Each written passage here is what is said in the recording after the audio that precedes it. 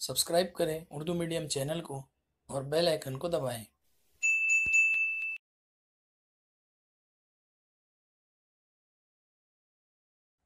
अस्सलाम वालेकुम।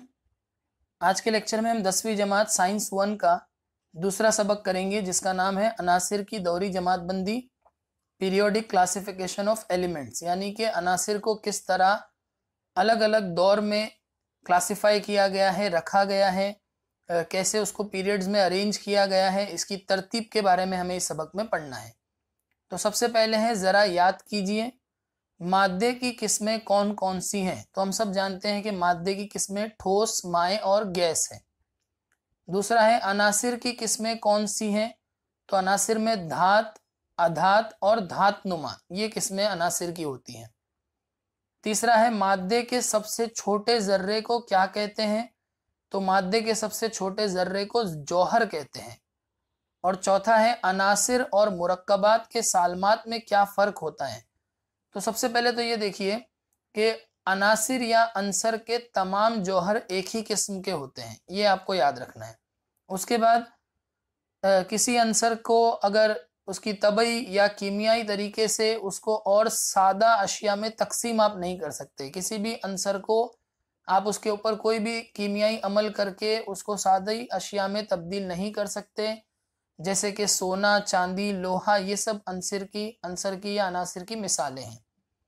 और मुरक्कबात जो होता है उसको हम लोग क्या कहते हैं, जब दो अनासिर के मखसूस तनासुब से, मतलब एक सिलेक्टेड कोई भी दो अंसर को लिया आपने, उसको दोनों की कुछ क्वांटिटी ले ली, कुछ अलग अलग तनासुब ले लिया और उसको कीमियाई मिलाप किया, आपस में मिलाया, तो उससे जो शय बनेगी उसे मुरक्कब कहते हैं। और इन्हें कीमियाई अमल के ज़रिए हम अलग कर सकते हैं, मसलन नमक, पानी वगैरह, ये सब मुरक्कबात हैं। अब आगे हैं अनासिर की जमातबंदी, क्लासिफिकेशन ऑफ एलिमेंट्स। किस तरह से अनासिर को क्लासिफाई किया गया, जमातबंदी उसकी की गई है, अलग अलग जमात में रखा गया है। गुज़िश्ता जमातों में आप पढ़ चुके हैं कि एक अंसर के तमाम जौहर एक ही किस्म के होते हैं, जो मैंने अभी यहाँ पे भी आपको समझाया कि एक अंसर के सारे जौहर एक ही किस्म के होते हैं। फिलहाल हमें 118 अनासिर के बारे में मालूमात हासिल हो चुकी है, अभी की बात कर रहे हैं, 118 अनासिर हमें मालूम है। अलबत्ता 18वीं सदी ईस्वी के इख्तिताम तक सिर्फ 30 अनासिर का इल्म हासिल था। 18वीं सदी के आखिर तक सिर्फ 30 अंसर के बारे में, अभी हमें 118 के बारे में पता है। वक्त के साथ साथ मजीद अनासिर की दरियाफ्त जारी रही। इन अनासिर की खुसूसियत से मुतालिक कसीर मालूमात हासिल होती गई। जैसे जैसे वक्त गुजरा और अनासिर पता चलते गए, उनकी अलग अलग खुसूसियत पता चलती गई। इतने ज़्यादा अनासिर का मुताला आसान और सहल हो जाए, इसके लिए साइंसदानों ने अनासिर से मुतालिक मालूमात और खुसूसियात में ताल्लुक ढूंढने की कोशिश की। अब यानी अंसर को पढ़ने में, उन्हें समझने में आसानी हो, तो इसलिए साइंसदानों ने क्या किया, इनसे रिलेटेड जो भी मालूमात थी, इनसे जुड़ी हुई जो भी मालूमात थी, उसे और उनकी जो खुसूसियत यानी उनकी तबई या कीमियाई खुसूसियत को ढूंढने की कोशिश शुरू की। आप जानते हैं कि इब्तिदा में इन अनासिर की धात और अधात में जमातबंदी की गई थी। शुरू शुरू में सिर्फ दो ही तरह के अनासिर, धात और अधात, मगर बाद में उन अनासिर की एक जमात धात नुमा भी बनाई गई, जिसमें धात और अधात दोनों की खूबी होती है। अनासिर और उनकी खुसूसियत से मुतालिक मालूमात में इजाफा होने के साथ ही मुख्तलिफ साइंसदान जमातबंदी के दिगर तरीकों की तलाश में सरगर्दा हो गए। और जैसे जैसे अनासिर और उनकी खुसूसियत से मुतालिक मालूमात में इजाफा होने लगा, अलग अलग साइंसदान उनकी जमातबंदी करने लगे, उनकी जमातबंदी करने की कोशिश में जो है वो सरगर्दा हो गए, एक्टिव हो गए। जिसमें सबसे पहले साइंसदान का नाम आ रहा है दुबे राइनर के तसलीस। दुबे राइनर, जिसे इंग्लिश में दुबे राइनर स्ट्रेट्स भी कहते हैं। तसलीस हम लोग सिंपल वर्ड में कह सकते हैं तीन तीन की जोड़ी, अगर आसान लफ्ज में कहा जाए तो तसलीस यानी तीन की जोड़ी, और दुबे राइनर साइंटिस्ट का नाम है। तो 1817 में जर्मन साइंसदान दुबे राइनर ने अनासिर की खुसूसियत और इनके जौहरी औजान के दरमियान मखसूस ताल्लुक बताया। अनासिर की खूबियां और इनके जौहरी औजान, जौहरी वजन। उन्होंने यकसा कीमियाई खुसूसियत रखने वाले तीन तीन अनासिर के ग्रोह बनाए। ऐसे अनासिर उन्होंने जमा किए जिनकी कीमियाई खुसूसियत एक जैसी है, और उनके तीन तीन की जोड़ी बनाई उन्होंने, जिन्हें दुबे राइनर के तसलीस कहते हैं। तो अभी मैंने समझाया, तसलीस तीन की जोड़ी। एक तसलीस में तीन अनासिर उनकी जौहरी कमियत की चढ़ती तरतीब में रखकर बताया, यानी जिस अनासिर का जौहरी कमियत कम है उसको पहले रखा, फिर उससे ज्यादा, फिर उससे ज्यादा, ऐसे चढ़ती तरतीब में रखा अनासिर को। रखकर बताया कि दरमियानी अंसर की जौहरी कमियत दिगेर दो अनासिर की जौहरी कमियत का औसत है। अब इसको हम कैसे समझेंगे कि जैसे 3-3 की जो जोड़ी बनाई, तो जो बीच में जो अंसर था उसका जो जौहरी कमियत है वो पहले और तीसरे जो अंसर है उनके जौहरी कमियत का औसत है। यानी अगर पहले और तीसरे अंसर के जौहरी कमियत को जमा कर दिया जाए, फिर उसका औसत निकाला जाए, जैसे 2 है तो डिवाइड बाय 2 करेंगे, 2 से तकसीम करेंगे, तो जो जवाब आएगा वो दरमियानी अंसर का जौहरी कमियत होगा। ऐसा उसने अंदाजा लगाया। अभी आगे मिसाल से भी इंशाल्लाह आपको समझ में आएगा। लेकिन दोबेराइनर के तसलीस में उस वक्त के मालूम शुदा तमाम अनासिर की जमात बंदी नहीं हो सकी।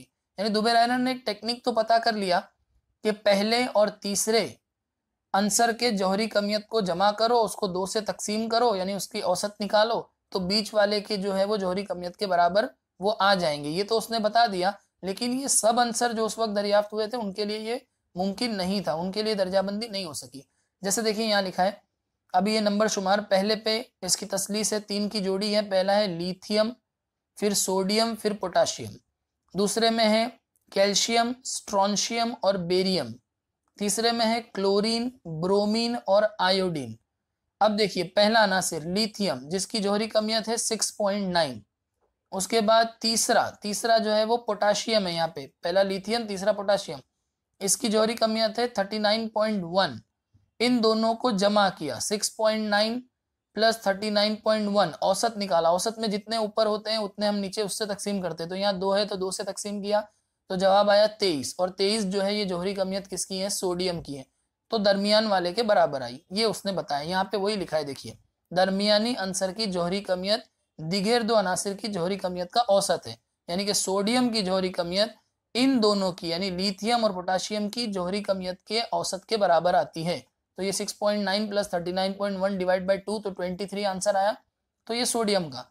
दूसरी जोड़ी उसने बनाया कैल्शियम, स्ट्रोंशियम और बेरियम की। कैल्शियम का है 40.1, बेरियम 137.3। इन दोनों को जमा करके 2 से तकसीम किया तो 88.7 आया, जो ऑलमोस्ट लगभग पूरी तरह से जो स्ट्रोंशियम है उसकी जौहरी कमियत के बराबर था। 87.6 उसकी असल जौहरी कमियत है, जवाब में 88.7 आया, थोड़ा सा फर्क आया।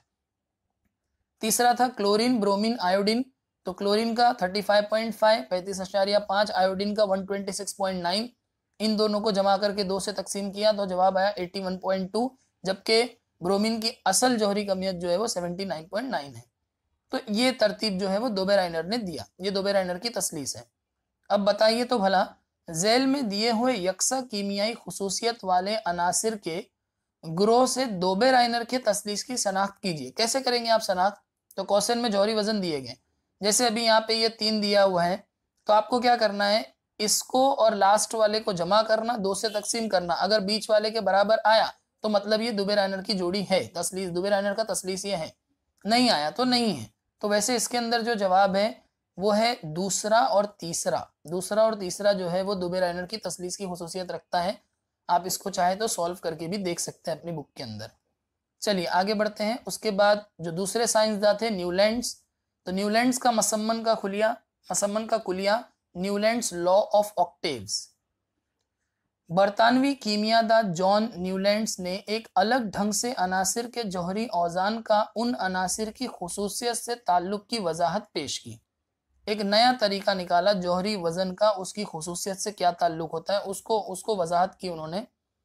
1866 में न्यूलैंड्स ने उस वक्त के मालूम शुदा तमाम अनासिर को उनकी कमियतों की सऊदी तरतीब में रखा। सऊदी का मतलब होता है छोटी से बड़ी, इंक्रीजिंग ऑर्डर। सऊदी तरतीब इंग्लिश में कहते हैं इंक्रीजिंग ऑर्डर में रखा।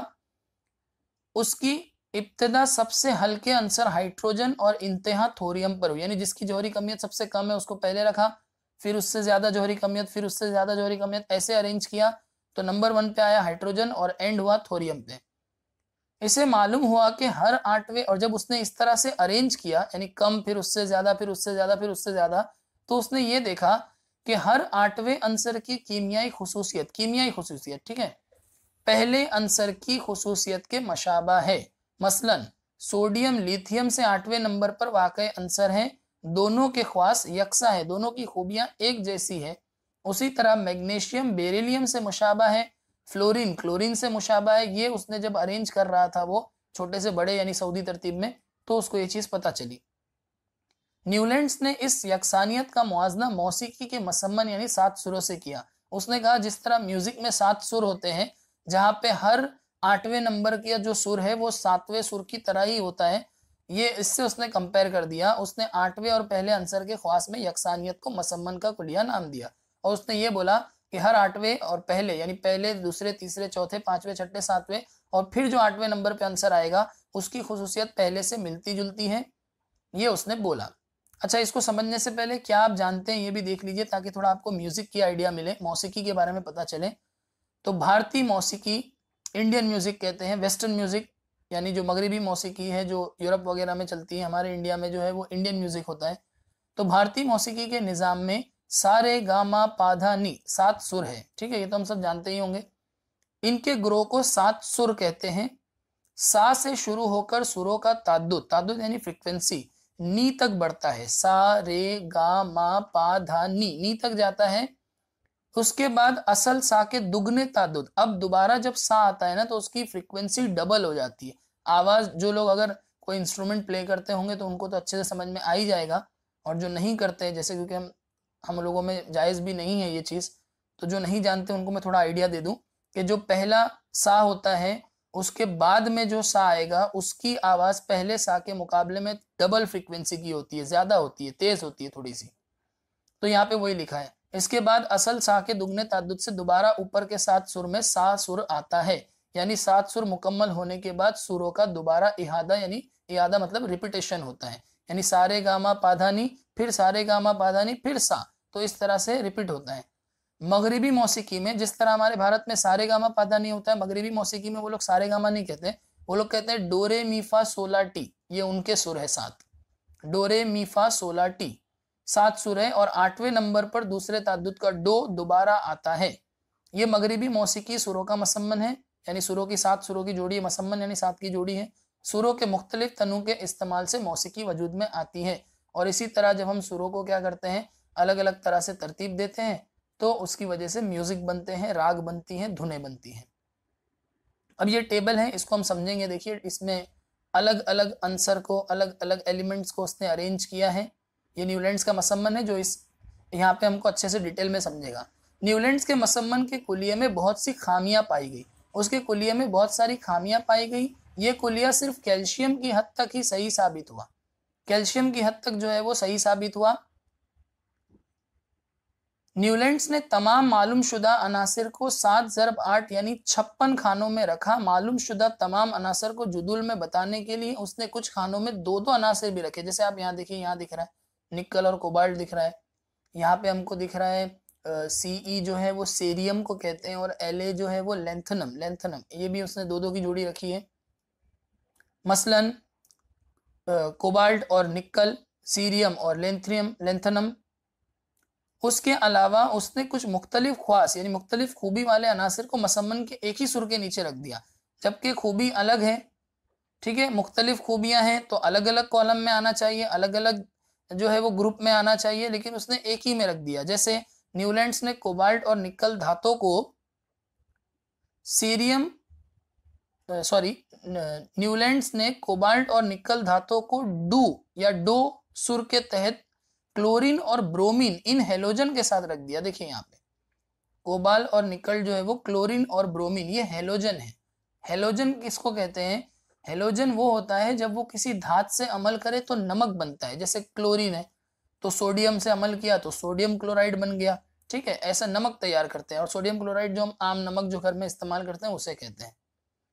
तो हेलोजन उसे कहा जाता है जब वो किसी धात से अमल करे तो नमक बनता है। तो इसने क्या किया, कोबाल्ट और निकल जैसी धातों को जो है वो क्लोरीन और ब्रोमीन के साथ रख दिया जो कि हेलोजन है। तो इनके ख्वास अलग अलग है, तो अलग अलग ख्वास वालों को एक साथ रख दिया। जबकि कोबाल्ट और निकल से मुशाबा ख्वास रखने वाले, जबकि इससे जो एक जैसे ख्वास रखने वाले हैं जैसे Fe यानी लोहा को उनसे दूर रख दिया, और ऑक्सीजन और सल्फर अधातों के साथ, देखिए यहाँ पे Fe ऑक्सीजन और सल्फर अधातों के साथ रख दिया Ti सुर के तहत। Ti मतलब नी का सुर। तो जिनके अंदर जैसे निकल और कोबाल्ट की खुसूसियत लोहे की खुसूसियत के जैसी है, तो इनको साथ में होना चाहिए था, तो इनको अलग अलग कर दिया। निकल और कोबाल्ट को क्लोरीन और ब्रोमीन जैसे हेलोजन के साथ डो यानी सा के सुर में रख दिया, और लोहे को जो है वो ऑक्सीजन और सल्फर के साथ जिनकी खुसूसियत उनसे मिलती भी नहीं है उनके साथ जो है वो टी यानी नी के सुर में रख दिया। इसी तरह नए दरियाफ्त शुदा अनासिर को उस जुदुल में शामिल ही नहीं किया गया, और जो नए दरियाफ्त हुए उनको तो शामिल ही नहीं किया क्योंकि उन पर इस कुलिये का इत्तलाक नहीं हो सका, क्योंकि ये जो इसका कानून था, ये जो इसका लॉ था, कुलिया मतलब जो लॉ इसने दिया था, वो लॉ उन अनासिर पे सही बैठता ही नहीं था। मतलब वही कि हर 8वें नंबर का जो आंसर है उसकी जो खुसूसियत है वो पहले के साथ पहले जैसी होती है, तो वो नए दरियाफ्त वाले अनासिर में वो बात साबित हुई ही नहीं। फिर उसके बाद एक दूसरे साइंसदान आए, उनका नाम था मेंडलीफ। तो मेंडलीफ की दौरी जुदूल अब देखते हैं, मेंडलीफ पीरियोडिक टेबल। रूसी साइंसदान दिमित्री मेंडलीफ ने 1869 से 1872 के जमाने में अनासिर की दौरी जुदूल तरतीब दी। मेंडलीफ की दौरी जुदूल अनासिर की जमात बंदी में संगमील की हैसियत रखता है। संगमील माइलस्टोन, एकदम अहम, इंग्लिश में संगमील माइलस्टोन को कहते हैं। मेंडलीफ ने अनासिर के जौहरी कमियत को बुनियादी खुसूसियत माना। ये इंपॉर्टेंट है बच्चों, ये आप याद रखिएगा। मेंडलीफ ने क्या किया, जौहरी कमियत को बुनियादी खुसूसियत माना, यानी जिसका जितना वजन है, वजन को, ठीक है, कमियत को बुनियादी खुसूसियत मानकर उस वक्त के मालूम तमाम 63 अनासर को उनकी जौहरी कमियत की सऊदी तरतीब में रखा। यानी जिसकी कमियत कम है वो पहले, फिर उसके बाद ज्यादा कमियत वाला, फिर उसके बाद ज्यादा कमियत वाला, इस तरह उसने सिलसिलावार रखा। सऊदी तरतीब मैंने अभी बताया, इंक्रीजिंग ऑर्डर, छोटे से बड़ा। उन अनासिर के तबई और कीमियाई ख्वास के मुताबिक मेंडलीफ ने अनासिर की दौरी जुदुल तश्कील की, और उसके बाद फिर जो उसने तरतीब दिया जौहरी कमियत के लिहाज से, तो उनकी तबई और कीमियाई खुसूसियत को भी उसने ध्यान में रखा। देखिए, अनासिर की दौरी जुदुल की तश्कील के दौरान कीमियाई खुसूसियत, तो उसने तबई खुसूसियत भी देखा था, कीमियाई खुसूसियत भी देखा, लेकिन बुनियाद किसको माना था उसने, बुनियाद माना था जौहरी कमियत को। तो जिसकी जौहरी कमियत पहले, उसको पहले रखा, फिर उससे ज्यादा वाले को बाद में, ऐसा उसने रखा। लेकिन साथ ही साथ उसने उसकी कीमियाई और तबई खुसूसियत भी देखा। तो यहाँ बोल रहा है कि अनासिर की जौहरी जुदुल की तश्कील के दौरान कीमियाई खुसूसियत जैसे अनासिर और उनके हाइड्रोजन और ऑक्सीजन से बनने वाले हाइड्राइड और ऑक्साइड मुरक्कबात का सालमाती जाब्ता। देखिए, जब कोई अंसर हाइड्रोजन किसी अंसर से अमल करता है तो हाइड्राइड बनता है, ऑक्सीजन अमल करता है तो ऑक्साइड बनता है। तो हाइड्रोजन अमल करेगा तो हाइड्राइड बनेगा, तो उससे जो फॉर्मूला बनेगा वो सालमाती जाब्ता हुआ। ऑक्साइड बनेगा तो ऑक्साइड का सालमाती जाब्ता होगा, जो अभी मैं आपको ये टेबल में समझाऊंगा। तो इसको सालमाती जाब्ते को यानी हाइड्राइड और ऑक्साइड को भी ध्यान में रखा उसने। उसके बाद इसी तरह कीमियाई खुसूसियत और अनासिर, वो उनके हाइड्राइड और ऑक्साइड के नुक्ते पिघलाव, कब वो पिघलता है उसका नुक्ते जोश, और कसाफत यानी डेंसिटी का भी खुसूसी ख्याल रखा। ठीक है, वो कब उसका नुक्ते पिघलाव क्या है, उसका नुक्ते जोश क्या है, वो कितना घना है, डेंस है, ये भी सब उसने देखा। मेंडलीफ ने मालूम किया कि मुतय्यन वक्फे के बाद, जब इस तरह से वो अरेंज कर रहा था, जिस तरह से जब वो अपने आंसरों को तरतीब दे रहा था, तो उसने ये तय किया कि इसको ये पता चला कि मुतय्यन वक्फे के बाद तबई और कीमियाई ख्वास में मुशाबियत रखने वाले, यानी ऐसे आंसर जिनकी तबई और कीमियाई खुसूसियत एक जैसी है वाले आंसर एक लिमिटेड टाइम के बाद, एक मुतय्यन वक्फे के बाद रिपीट होते हैं, दोहराए जाते हैं। उन मुशाहिदात की बिना पर मेंडलीफ ने झैल का दौरी लॉ पेश किया, और उसका लॉ ये है कि अनासिर के ख्वास उनके जौहरी कमियत के दौरी तफाउल होते हैं। ये आपको याद करना है बच्चों, मैं समझाता हूँ ये क्या है। यानी अनासिर की खूबियां जो है वो उनकी जौहरी कमियत के दौरी तफाउल होते हैं। दौरी तफाउल को हम लोग जैसे सिंपल में बोलेंगे पीरियोडिक फंक्शन, दौर के हिसाब से, तो हम इसको आसानी से ये कह सकते हैं, जो इसने महसूस किया कि कुछ वक्फे के बाद जो है ना ये दोहराए जाते हैं, उनकी खुसूसियत रिपीट होती है, इसलिए उसने एक जैसे खूबी वाले आंसर को एक जैसे दौर में रखा। तो ये वही बोल रहा है कि दौरी तफाउल होते हैं, यानी दौर के हिसाब से काम करते हैं, तफाउल यानी काम करते हैं वो। तो मेंडलीफ की दौरी जुदुल में सतून को ग्रुप और उफ़की कतारों को दौर कहते हैं। यानी ये जो उफ़की कतारें, ये जो इस तरह से, तो ये है दौर। तो टोटल यहाँ पे 12 दौर आपको नजर आ रहे हैं इस तरह से, आड़ी लाइनें, ठीक है, उफ़की कतारें, और ये ग्रुप है। तो ग्रुप हमें 8 ग्रुप नजर आ रहे हैं मेंडलीफ के दौरी जुदुल में। अब इसको हम समझते थोड़ा और भी डिटेल में। देखिए यहाँ लिखा है कुछ, मेंडलीफ की दौरी जुदुल में ऊपर के हिस्से में मुरक्कब के आम आलमी जाब्ते, हर मुरक्कब के आलमी जाब्ते को R2O या R2O3 के जरिए दिखाए गए हैं। जैसे मैंने बोला ना ऑक्साइड और हाइड्राइड, देखिए हाइड्राइड और ऑक्साइड का भी उसने मुताला किया था, तो देखिए यहाँ उसने बताया है R2। तो ये जो R है ना, ये कोई भी आंसर है। जैसे कि हाइड्रोजन के साथ अमल किया ऑक्सीजन ने तो H2O बना। तो पहले के जमाने में क्या होता था, जो 2 या 3 ये जो नंबर होते थे ये ऊपर लिखे जाते थे, अभी नीचे लिखते हैं। हम लिखते हैं H2O तो H2O नीचे लिखते हैं, लेकिन पहले ऊपर लिखते थे। Li2O तो ये सब ऑक्साइड बन रहे, Na2O, K2O ऐसा। RO मतलब के, BeO, MgO, CaO तो ये सब ऑक्साइड बन रहे हैं। तो इसने ये भी देखा। अब यहाँ पे देखिए RH4 यानी कि CH4 मीथेन है ना, फिर उसके बाद SiH4, TiH4, उसी तरह ऑक्साइड भी बन रहा है। तो जैसे ऑक्साइड है तो CO2 कार्बन डाइऑक्साइड। तो इस तरह से उसने जाब्ते को भी तरतीब दिया। तो पहले ऊपर लिखा जाता था, यहाँ R यानी मुतल्लिका आंसर है, यानी जो भी आंसर इसमें से आप लेंगे वो आंसर है। आजकल ये सालमी जाब्ते R2O, R2O3 मतलब नीचे लिखा जाता है। अब ये तो O है मतलब ऑक्साइड है और H है मतलब हाइड्राइड है, ये आपको ध्यान देना है। अब यहाँ साइंसदानों का तारुफ है। दिमित्री मेंडलीफ 1834 से 1907 तक रहे। सेंट पीटर्सबर्ग यूनिवर्सिटी में ये प्रोफेसर थे। उन्होंने अनासिर के मुताले के मकसद से हर मालूम आंसर का एक कार्ड बनाया। जितने मालूम आंसर उस जमाने में थे उनका एक कार्ड बनाकर उस पर आंसर की जौहरी कमियत दिखाकर जौहरी कमियत और इसकी खुसूसियत पर मुनहसर कार्डों की जोड़ी लगाई। यानी जौहरी कमियत और उनकी खुसूसियत के कार्ड उसने जोड़ी लगाई उसकी, और उस पर से अनासिर की दौरी जुदूल की दरियाफ्त हुई। अब ये जरा सोचिए, तो ध्यान दीजिए, मेंडलीफ की दौरी जुदूल में कई खाली जगह छोड़ी गई है। देखिए यहाँ पर, ये देखिए ये खाली जगह है, फिर यहाँ पे खाली जगह है, जौहरी कमियत लिखी हुई है पर बाकी जगह खाली है। देखिए यहाँ पर खाली जगह है ना, कुछ जगह खाली छोड़ी गई है। उनमें से बाज जगह जौहरी कमियत की पेशन गोई की गई है। देखिए जौहरी कमियत लिखी हुई है 44, 68, 72 है ना, लेकिन आगे वो कौन सा आंसर है वो खाली है, उसका नाम नहीं है। पेशन गोई की गई 3 जौहरी कमियतों का ग्रुप और दौर बताइए। कोई मसला नहीं है, आप क्या कीजिए, सिंपल आप 3 कॉलम बनाइए, एक में लिखिए दौर, एक में लिखिए ग्रुप, एक में लिखिए जौहरी कमियत। तो आप देखिए सबसे पहले जौहरी कमियत जो है वो 44 है, और ये कौन से दौर में है, चौथे दौर में। कौन से ग्रुप में है, तीसरे ग्रुप में। तो दौर 4, ग्रुप 3 और जौहरी कमियत 44। उसके बाद देखिए नीचे दौर 5, ग्रुप 3, जौहरी कमियत 78।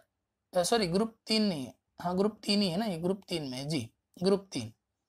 फिर उसके बाद दौर 6, अच्छा दौर 5 भी ले सकते हो, ग्रुप 3 आपने लिख दिया है। जैसे मैं फिर से समझा देता हूँ अगर कुछ कंफ्यूजन हो गया हो तो।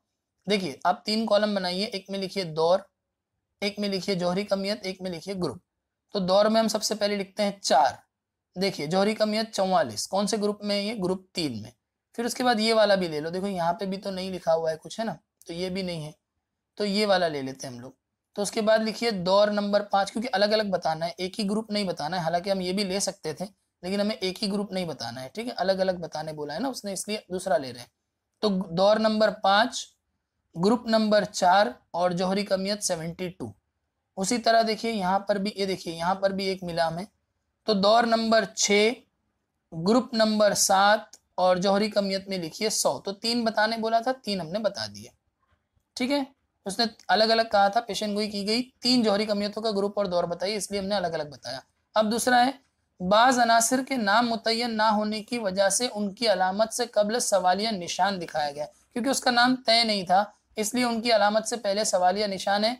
तो ऐसी अलामतें कौन सी हैं, तो देखते हैं हम लोग ऐसी अलामतें हमको कहाँ नजर आ रही है जिसके साथ साथ सवालिया निशान लगे हुए हैं। तो देखिए यहाँ पर आपको दिखेगा, देखिए यहाँ पे है, देखिए ये है YT, ठीक है। फिर उसके बाद आपको यहाँ दिखेगा DICELAER, है ना, तो ये सब आप लिख सकते हैं।